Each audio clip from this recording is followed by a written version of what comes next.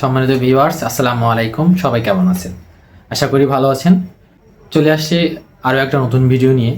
ভিডিওতে আজকে আপনাদের সাথে কথা বলবো ইসবগুলের ভুসি নিয়ে। ইসবগুলের ভুসি কীভাবে খেতে হয়, খাওয়ার সঠিক নিয়ম। তো চলেন শুনে আসি কীভাবে খেতে হয়। ইসবগুলের ভুসিটা আমরা এতদিন যাবৎ দেখে আসছি আর কি।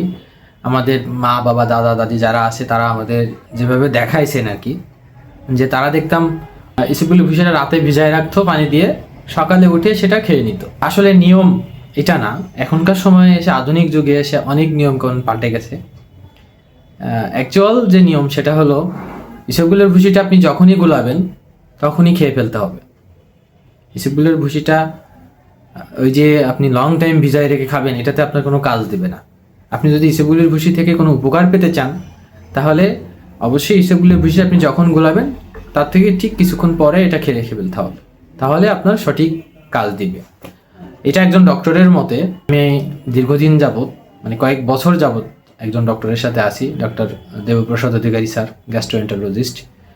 তার ভাষ্যমতে কিংবা তার বইয়ের ভাষ্যমতে যে এসবগুলো ভুসিটা খেতে হলে যখনই গুলাতে হবে তখনই খেয়ে ফেলতে হবে, তাহলে সঠিক কাজ দিবে। তা না হলে ওই যে আপনি আগেকার সময়ের মতো রাতে ভিজায় রাখবেন সকালে উঠে খাবেন, এটাতে কোনো উপকার পাবেন না।